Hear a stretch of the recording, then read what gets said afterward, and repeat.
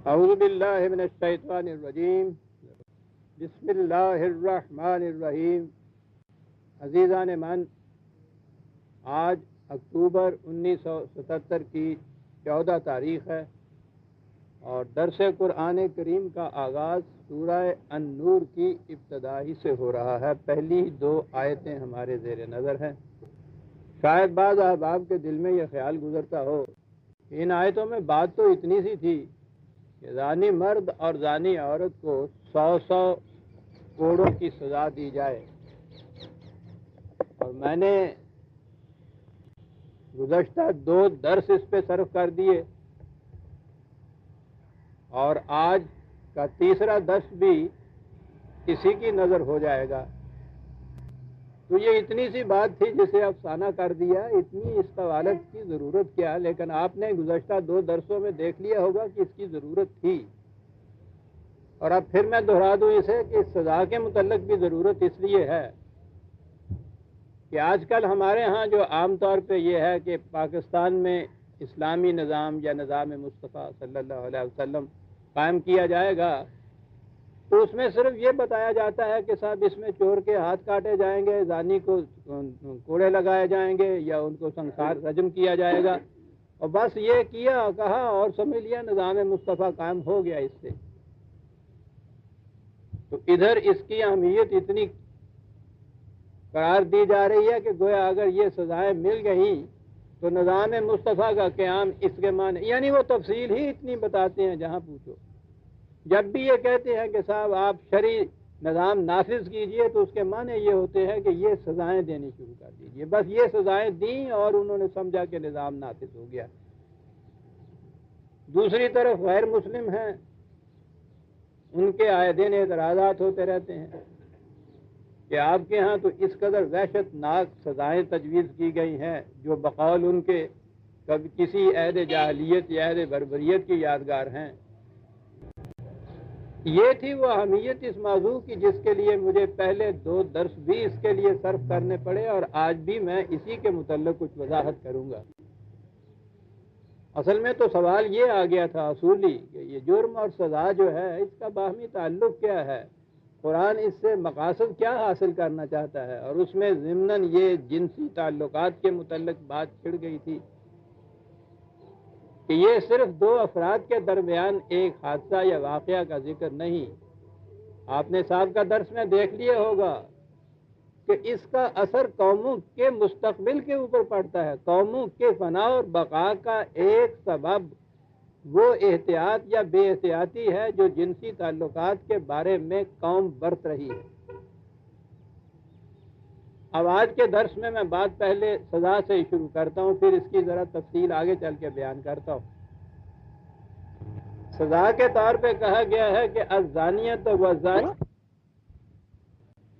شیخ صاحب نے اپنی تو فکر دیا انتظام کر رکھا ہے، ساڈا اللہ آپ اپنے سیٹ بیٹری پہ چلا لینے نے۔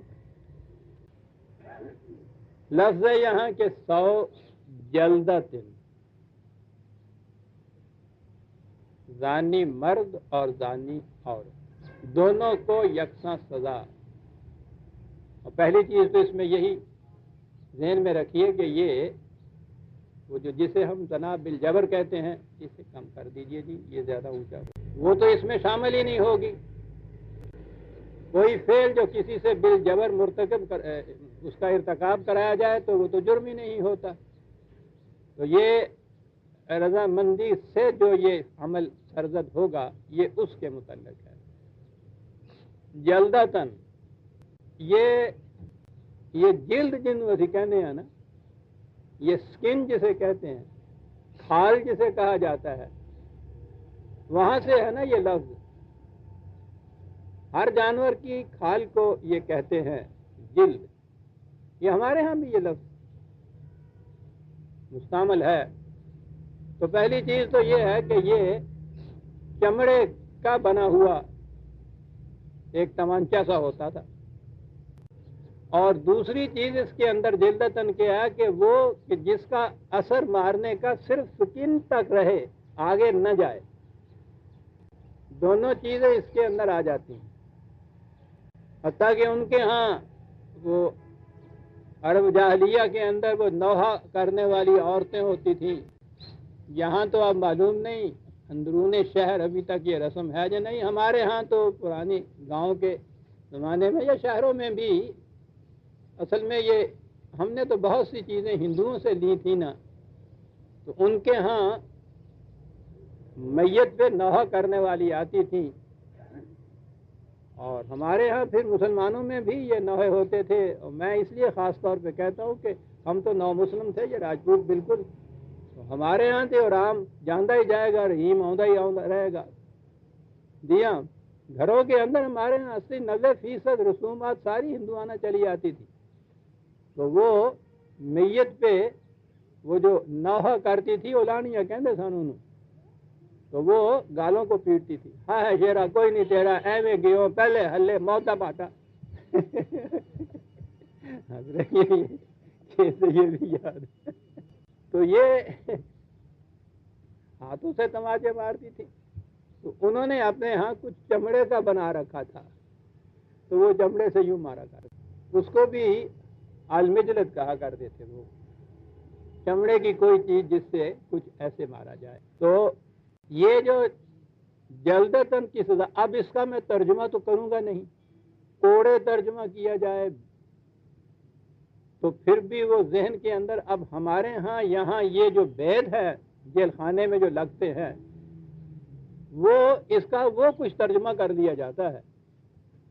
تو پہلی چیز تو یہ دیکھیے کہ یہ بید جو یہاں لگتے ہیں وہ اگلے دنوں ہی، خدا نہ کرے میرے جیسا آدمی تو شاید دیکھ ہی نہ سکے، بہت رقیق القلب ہوں، وہ ڈاکٹر تک بھی یہ کہہ رہا تھا کہ نہیں، وہ جو کہا گیا ہے اس مجرم کے متعلق کہ وہ 5 کوڑوں کے بعد بے ہوش ہو گیا تھا، وہ کہتا تھا، ڈاکٹر نے کہا تھا کہ نہیں، وہ بڑا سخت جان تھا، تندرستی اس کی بڑی تھی، وہ تو 10 تک بھی اس طرح کھا سکتا تھا. تو گویا وہ ایسے کوڑے ہیں کہ وہ زیادہ سے زیادہ اتنے تک ہی کھا سکتا ہے. یہاں 100 ہیں وہ یہ جلدتاً. تو اگر یہ 100 ہوں تو آپ اندازہ لگا لیجئے اس کا پھر.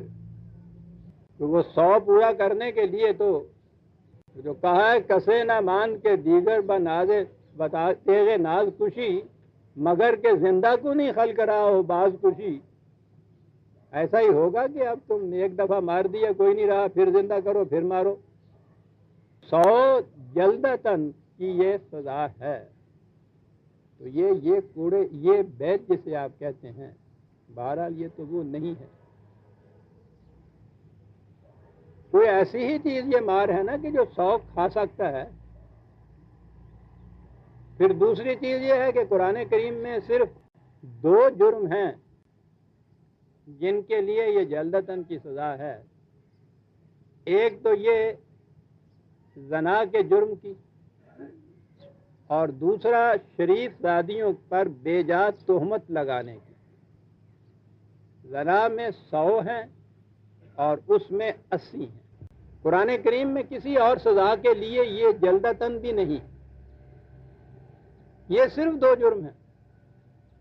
یہ دوسرا کا ذکر بھی ابھی آگے آتا ہے 3 یا 4 آیت میں ہی اسی صورت میں. تو یہ ہیں وہ جلدتاً جو سزا کے لیے ہیں. لیکن ہمارے ہاں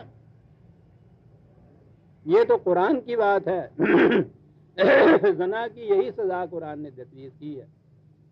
لیکن ہمارے ہاں جو احکام شریعت ہیں ان میں یہ کہا جاتا ہے کہ یہ سزا جو ہے یہ غیر شادی شدہ جو ہے زانیہ ان کی سزا ہے.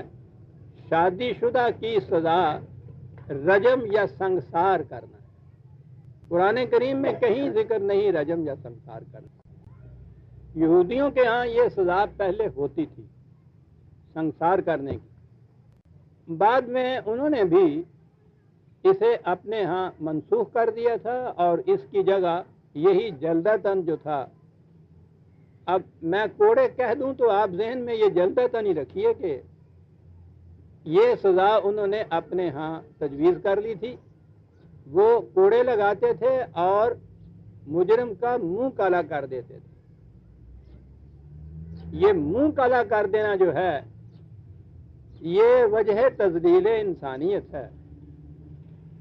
قرآن نے منہ کالا کرنے والی بات جو تھی اس کو تو حذف کر دیا، اور صرف کوڑے جو